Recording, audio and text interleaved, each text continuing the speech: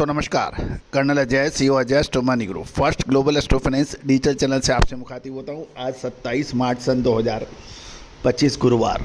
दोस्तों खबर निकल के आ रही है कि चीन की मांग से पाम तेल में भी तेजी बन गई है, लेकिन इंडोनेशिया का पाम तेल का बढ़ता स्टॉक एक चिंताजनक बात भी बता रहा है।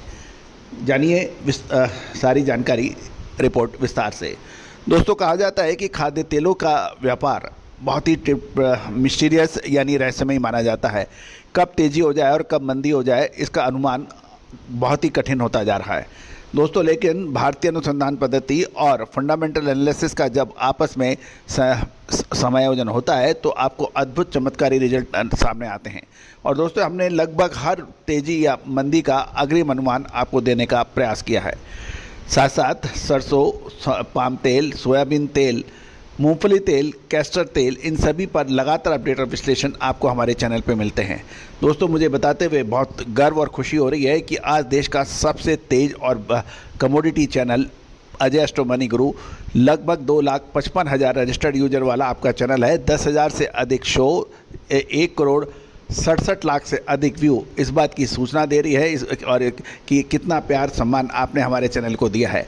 दोस्तों यदि आप भी खाद्य तेलों के व्यापारी हैं, मिलर्स हैं, स्टॉकिस्ट हैं तो हमारी अग्रिम विशेष रिसर्च रिपोर्ट का आप फ़ायदा उठा सकते हैं। दोस्तों जानिए रिपोर्ट विस्तार से। दोस्तों इससे पहले हम आगे चलें, एक मिनट अनुरोध। यदि आप हमारे चैनल पर नए हैं, पहली बार आए हैं और अभी तक सब्सक्राइब नहीं किया है तो चैनल को सब्सक्राइब करना बिल्कुल ना भूलें यदि पसंद आए तो। खबर निकल के आ रही है कि चीन की मांग से पाम तेल में तेजी बन गई है, लेकिन एक महत्वपूर्ण बात यह भी है कि इंडोनेशिया का बढ़ता पाम तेल का स्टॉक कीमतों पर दबाव बना सकता है। मलेशियन पाम ऑयल वायदा की कीमतें गुरुवार को यानी आज लगातार दूसरे दिन तेज बढ़त के साथ बंद हुई। चीन की ओर से खरीदी और डलियन मार्केट में मजबूती का असर बाजार इसको सपोर्ट दिया। इंडोनेशिया में बढ़ता स्टॉक और ग्लोबल मार्केट में कैनोला ऑयल की पर्याप्त अवेलेबिलिटी भावों को आगे एक सीमित दायरे में घूमने की इजाज़त दे सकती है। बर्मा मलेशियन डेरिवेटिव एक्सचेंज पर जून डिलीवरी वाला बेंचमार्क कॉन्ट्रैक्ट 54 रिंगिट या 1.27% की शानदार बढ़त के साथ 4,313 रिंगिट प्रति टन पर बंद हुआ, जो कि $973.26 प्रति टन डॉलर टर्म में माना जाता है या 832.42 रुपये प्रति 10 किलो के बराबर है। गौरतलब है कि चीन ने हाल में ही कैनोला ऑयल और कैनोला मील पर 100% आयात शुल्क लगाया है, जबकि कैनोला सीड चीन के कुल कैनोला इंपोर्ट की सबसे बड़ी हिस्सेदारी रखता है और इस शुल्क से अछूता है। यानी कैनोला ऑयल और कैनोला मील पर तो 100% आयात शुल्क है, लेकिन कैनोला सीड पर इंपोर्ट ड्यूटी नहीं है चीन में। ये एक महत्वपूर्ण इम्पॉर्टेंट बात है, क्योंकि चीन का कैनोला ऑयल इंपोर्ट बेहद सीमित है और इस फैसले का असर बाज़ारों पर सीमित माना जा रहा है। चीन के डलियन कमोडिटी एक्सचेंज पर मई डिलीवरी वाला सोया ऑयल 0.15% बढ़कर 7,798 युआन प्रति टन पर पहुंचा है, जबकि पॉमेलिन 0.54 सेंट तेजी के साथ 8,886 युआन प्रति टन पर बंद हुआ है। अमेरिकन सीबॉट पर मई डिलीवरी वाला सोया ऑयल भी 0.19% बढ़कर 42.72 सेंट प्रति पाउंड पर रहने के समाचार हैं। इंडोनेशिया ने अप्रैल के लिए क्रूड पाम ऑयल का रेफरेंस प्राइस 961.54 टन तय किया है, जबकि एक्सपोर्ट टैक्स $124 प्रति टन पर स्थिर रखा है। वर्तमान में इंडोनेशिया ने कच्चे पाम तेल पर 7.5% और रिफाइंड प्रोडक्ट पर 3 से 6% निर्यात लेवी वसूल करता है।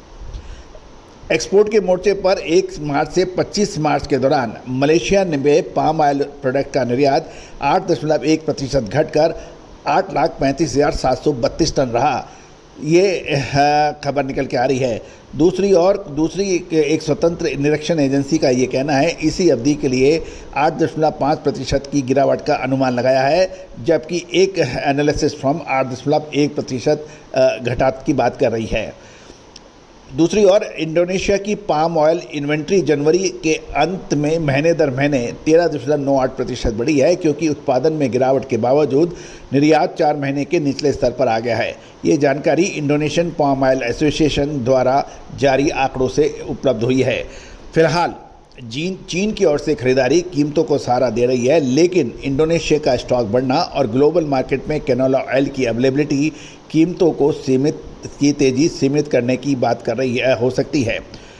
इस समय CBOT soya oil BMD palm oil के बीच स्प्रेड $31.71 प्रति टन बताया जा रहा है।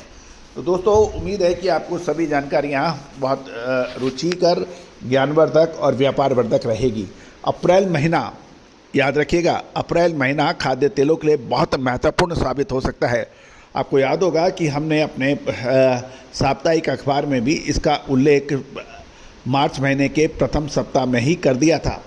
दोस्तों, कहा जाता है कि तेजी और मंदी कोई खास बात नहीं है यदि आप विश्लेषण करना आपको आता है।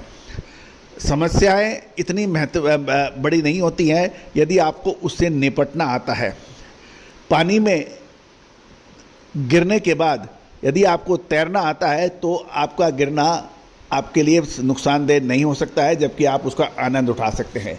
उसी प्रकार यदि आप विश्लेषण सही पकड़ते हैं, विश्लेषण आप रिसर्च रिपोर्ट लेते हैं, तो आपका व्यापार व्यवसाय कई गुना बढ़ सकता है। आज ही संपर्क करें, अभी संपर्क करें। आज Indonesia, Malaysia, Thailand, Vietnam, America, Argentina, Brazil, यहाँ सभी से भारतीय अनुसंधान पद्धति की पूछ परख बढ़ रही है और वहाँ लगातार इसका इस्तेमाल हो रहा है। आप पीछे क्यों हैं? आज ही बात कीजिए, अभी बात कीजिए। All the very best, good luck, happy trading.